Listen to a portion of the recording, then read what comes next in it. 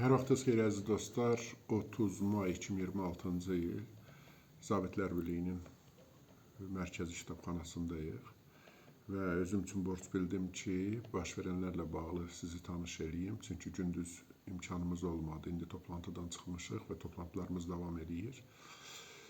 Beləliklə, Ukrayna Silahlı Qüvvələri Rusiya Federasiyasının dərinliklərinə zərbələr endirməkdə davam edir. O cümlədən işğal altında, müvəqqəti işğal altında olan ərazilərdə. Bugün Ukrayna Silahlı Qüvvələri gecədən başlayaraq Rusiya Federasiyasının işğalçı ordusuna və ona maliyyə gətirən bütün obyektlərə, o cümlədən zərbələr endirməkdə davam edir. Beləliklə, bugün baş qərargah bildirir, çəkilişlər də var. O cümlədən hətta vakuum stansiyalarının adlarına qədər AVT-1, AVT-3, AVT-5 və AVT-6-sı sıradan çıxarılmaqla Yaroslavl neft ayırma zavodu sıradan çıxarıldı əziz dostlar və bu neft ayırma zavodu bildiyiniz kimi Rusiyanın 5 ən böyük zavodundan biridir, 14 milyon ton neft istehsal edirdi. Və bilirsiniz ki, ötən gecə işğalçı ordunun şahid dronlarından biri Rumıniya Respublikasının ərazisinə düşüb, nəinki ərazisinə düşüb, yüksək hündürlü, yəni hündür yaşayış binasının birinə dəyib, burada yaralananlar var. Ona görə vəziyyət Avropa sərhədlərində ciddi gərgindir. Ciddi gərgindir. Bax, belə zorla işləməklə deməli, davam edirik. Bağışlayın ki, zəhlər gəlir. Deməli, Yaroslavl 3 demək, neft ötürmə stansiyası da sıradan çıxarılıb və burada 50 min ton neft yandırılıb. Onunla əlavə də deməli 20 min ton, 20 min kub metrdə deyirlər, neft məhsullarının da zədələndiyi bildirilir. Bununla əlavə əziz dostlar, deməli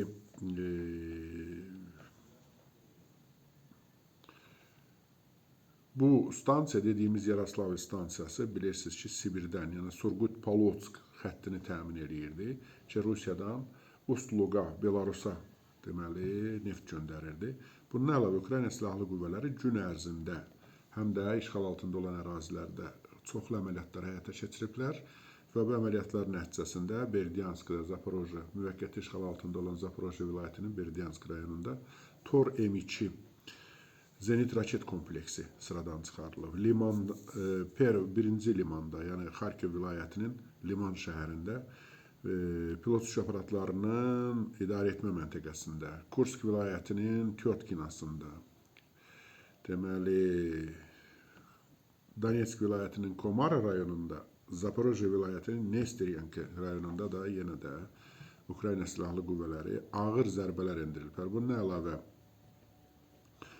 müvəqqəti işğal altında olan Lugansk vilayətinin Aydar rayonunda Rusiya işğalçı ordusunun material-texniki deməli, bazasına ağır zərbə endirilib.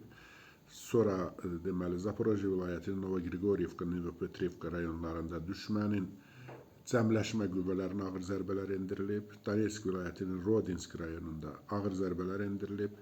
Klevin, Kursk vilayətində ağır zərbələr endirilib. Summa vilayətinin Basivkasında və Dnepropetrovsk vilayətinin Siçnev rayonunda ağır zərbələr endirilib. Demək, Yaroslavl vilayətinin qubernatoru Mikhail Yevrayev zərbələrin olduğunu təkrar edir. Biz axşam bunlarla bağlı sizinlə çox ətraflı danışacağıq və biləsiniz ki, Rusiya tərəfi Müdafiə Nazirliyinin bildirdiyinə görə Azov və Qaradəniz hövzəsində Ukraynanın 208, onların dediyi rəqəm bundan ibarətdir, 208 dəfə zərbə dronları qeydə alınıb və dediklərinə görə güya vurulub. Aydındır, həmişə olduğu kimi bildirirlər ki, güya zərbə dronlarının qırıqlarından həmişə olduğu kimi yanğınlar var. Yenə Tuapseyə hücum edilib və digər ərazilərə mən sizi inandırıram ki, deməli, bunların hamısını deyib çatdırmaq mümkün deyil.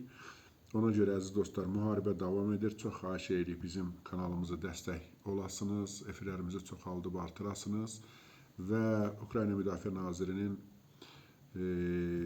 müşavirlərindən birinin dediyi kimi, əziz dostlar, Rusiya üçün çox qaynar yay olacaq və qaynar yay hələ görürsünüz yay ayları, yəni təqvim ayları hələ başlamayıb, artıq Rusiya üçün çox ağır günlər başlayır. Doğrudan da belədir.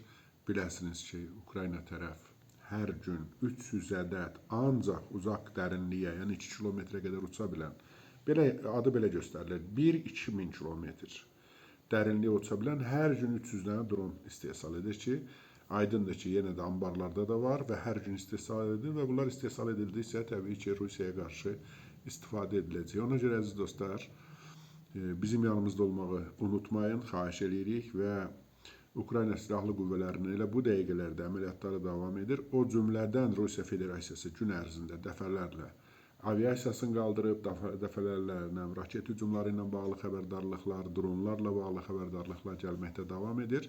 Müharibə ən ağır fazasına yəqin ki, da bundan o tərəfi olmayacaq. Çünki necə deyərlər, ən böyük qaranlıqdan sonra bir səhər açılır, işıq olur.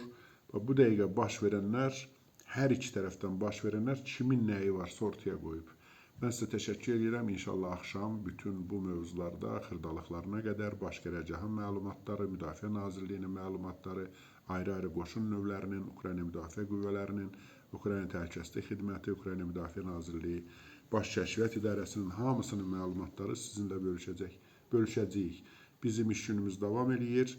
Ona görə sizə çoxlu təşəkkür edirik ki, bizim üçün vaxt tapırsınız. Çox xahiş edirik, bu efiri də çoxaldasınız. Çünki axşam ənənəvi olaraq Bakı vaxtı ilə saat 10-da görüşəcəyik. Təşəkkür edirəm diqqətinizə görə. Sağ olun, salamat qalın.